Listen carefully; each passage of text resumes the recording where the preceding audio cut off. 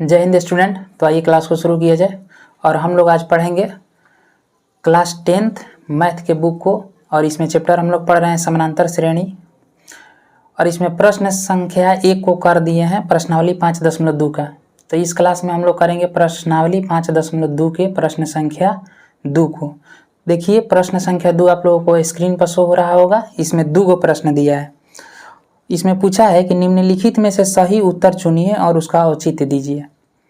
प्रश्न 1 में दिया है AP 10 7 4 खाली डॉट डॉट डॉट दिया है का 30वां पद है और 4 गो ऑप्शन दिया है, इसमें से हमें चुनना है। तो आइए देखते हैं इसको कैसे बनाएंगे, कैसे इसको सॉल्व करना है। ये बहुत इजी क्वेश्चन है, ऑब्जेक्टिव टाइप क्वेश्चन है। आइए देखते हैं क्या दिया है। दूसरा प्रश्न का ये पहला है। दूसरा में ये पहला प्रश्न को हम लोग सॉल्व कर रहे हैं। AP दिया है। AP कितना दिया है? AP बराबर हमें दिया है 10 7 4 10 7 4 डॉट डॉट डॉट। इसका अर्थ होता है आगे भी इसी तरह से बढ़ता हुआ है, बढ़ा दिया गया है का 30वां पद, का 30वां पद है।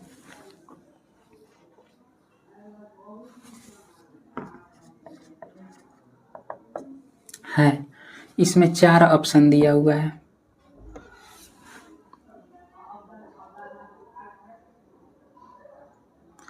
ए में दिया है 97, बी में दिया है 77, सी में दिया है -77 और डी में दिया है -87। आइए इसको सॉल्व करते हैं। देखिए इस तरह का AP है और इसमें 30वां पद दिया है। ये बता दिया है कि AP है। तो इसमें क्या, अब देखिए प्रश्न को कैसे बनाया जाता है। प्रश्न में देखिए क्या दिया है और क्या निकालना है। तो ये तो हमें पता चल गया कि 30वां पद निकालना है, अर्थात AN निकालना है। N के जगह पर कितना रखना है? 30 रखना है, यानी A30 निकालना है हमें। और क्या पता चल गया? तो AP दिया है ना, तो इससे हमको एक चीज़ और पता चल गया कि A1 दिया है कितना। इससे हमें और चीज़ पता चल गया। क्या पता चल गया? A1 बराबर अर्थात A बराबर 10, A2 बराबर 7, A3 बराबर 4। तो हमें 2 ही पद की ज़रूरत है। और क्या चाहिए हमें? D का मान। सबसे पहले क्या सोचना है? पहले यही सोचना है क्वेश्चन को पढ़ने के बाद कि इसमें दिया क्या है और पूछा क्या है। तो पूछा है हमसे A30, 30वां पद। तो इसके लिए सूत्र का इस्तेमाल करेंगे, बताए थे A + 29D, 29D। A30 के लिए सूत्र क्या लिखाएंगे? A + 29D। और भी समझिए इसको गहराई से। यहाँ पर चुपचाप हम Nवां पद लगा रहे हैं। Nवां पद का सूत्र होता है A + N - 1 × D। तो देखिए N के स्थान पर क्या हमसे पूछ दिया है? 30 पूछ दिया है। तो N के स्थान पर 30 रख दिए। A के स्थान पर A आ ही गया, प्लस है तो प्लस। N के स्थान पर जब 30 रखेंगे तो 30 में से 1 को घटाएंगे तो 29 होगा ना। तो 29 और D जो है बगल में आके सट जाएगा। तो A30 का फार्मूला क्या हो जाएगा? 30वां पद का A + 29D। हमें क्या क्या पता है? हमें पता है A, यानी पहला पद पता है। और हमें पता क्या करना है? D क्वेश्चन में डायरेक्ट नहीं दिया है। तो डायरेक्ट नहीं दिया है तो हम लोग निकाल लेंगे, क्योंकि D का फार्मूला होता है A2 - A1। तो A2 भी पता है और A1 भी पता है, तो इससे हमें D निकल जाएगा। तो यहाँ से निकालेंगे D बराबर A2 - A1। A2 का मान कितना है? 7 है, माइनस है तो माइनस। A1 का मान कितना है? 10 है। तब देखिए 7 - 10 हो गया, ये माइनस में हो गया, ये प्लस में हो गया। तो बड़ा वाला में से छोटा वाला को घटाते हैं तो 10 में से 7 जाएगा तो 3 हो जाएगा। चूँकि 10 में से घटाए हैं और 10 माइनस में था तो यहाँ पर भी माइनस हो जाएगा। अर्थात हम कह सकते हैं कि D का मान कितना आ गया? -3 आ गया। तब यहाँ से हम लगाएंगे A30 का फार्मूला। A30 का फार्मूला क्या हो जाएगा? A + 29D। ए 30 बराबर क्या हो जाएगा, ए का मान कितना दिया है, ए का मान दिया है 10 प्लस 29 गुना डी का मान कितना -3। तब जब इसको सॉल्व करेंगे तो हमें मिलेगा 10। अब देखिए माइनस में प्लस से गुना होगा तो -29 में 3 से गुना करेंगे तो 29 में जब 3 से गुना कीजिएगा आप लोग तो 87 मिलेगा। देखिए कैसे, 3 में 9 से गुना करेंगे तो 3 27 के साथ हासिल 2, 3 में 2 से गुना करेंगे तो 3 दूना 6 और 2 हासिल 8 हो जाएगा। अब ए 30 बराबर हमें मिला -87 है और ये +10 है, तो बड़ा वाला में से छोटा वाला घटाएंगे तो 87 में से जब 10 को घटाएंगे तो ये हो जाएगा -77। तो ए 30 का मान हमें कितना मिला -77। तो देखिए इन ऑप्शन में किन में -77 दिया हुआ है, तो ऑप्शन सी में -77 है, तो इसका सही उत्तर हो जाएगा ऑप्शन सी। आइए अब इसमें प्रश्न संख्या 2 को देखते हैं।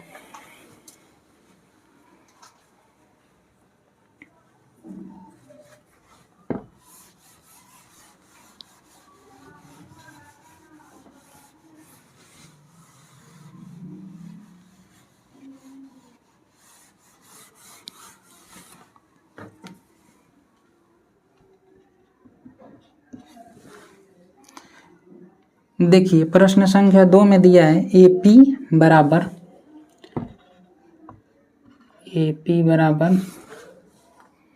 -3 -1/2 -2 डॉट का 11वां पद है, का 11वां पद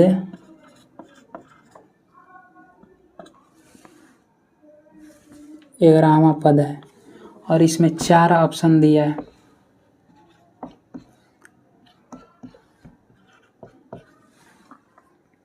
क्या ऑप्शन दिया है, 28 -22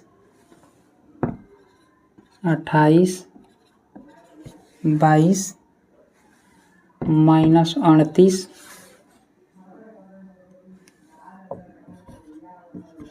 -48.1/2। तो देखिए आइए इसको सॉल्व करते हैं। एपी दिया है ना, क्या निकालना है, 11वां पद। 11वां पद जब निकालना है तो आप लोग को डायरेक्ट मन में आना चाहिए कि 11वां पद निकालने के लिए +10d हो जाएगा, सूत्र होगा a + 10d। तो हमें a पता है और d पता नहीं है, लेकिन जब AP दिया है तो इसमें पहला पद भी पता है दूसरा पद भी पता है, तो यहाँ से हम d निकाल लेंगे, दूसरा पद माइनस पहला पद करके, और d मालूम हो जाएगा, a मालूम हईले है तो इसका मान रखेंगे तो 11वां पद निकल जाएगा। तो यहाँ पर लिखेंगे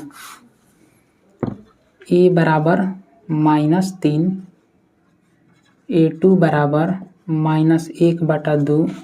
तो d निकालने के लिए हम लोग लिखेंगे A2 -A1। A2 का मान है -1/2, आई माइनस है तो माइनस लिखेंगे, A1 के स्थान पर दिया है -3 तो -3 लिखेंगे, लेकिन इसको ब्रैकेट में रख देंगे -1/2। अब देखिए माइनस में माइनस से गुना होगा तो ये हो जाएगा प्लस, ये हो जाएगा 3।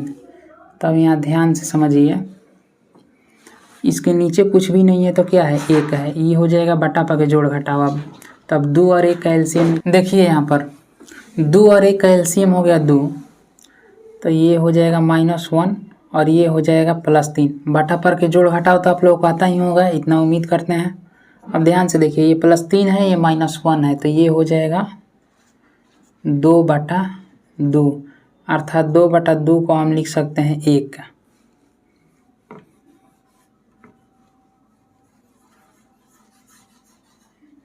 इसको यहाँ से समझिए,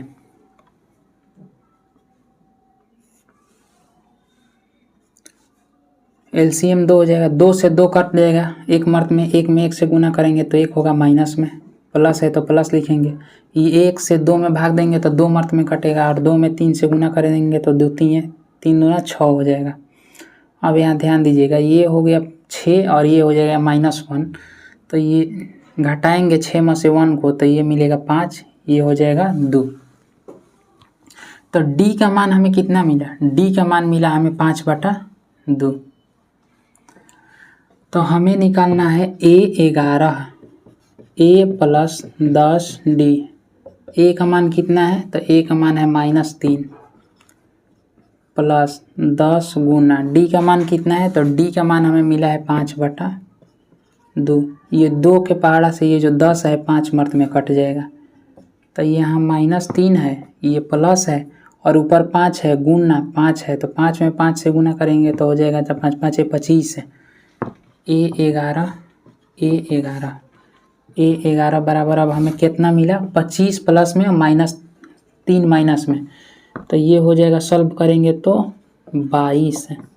अर्थात A11 कितना मिला, 22, अर्थात 11वां पद कौन सा हो जाएगा, 22।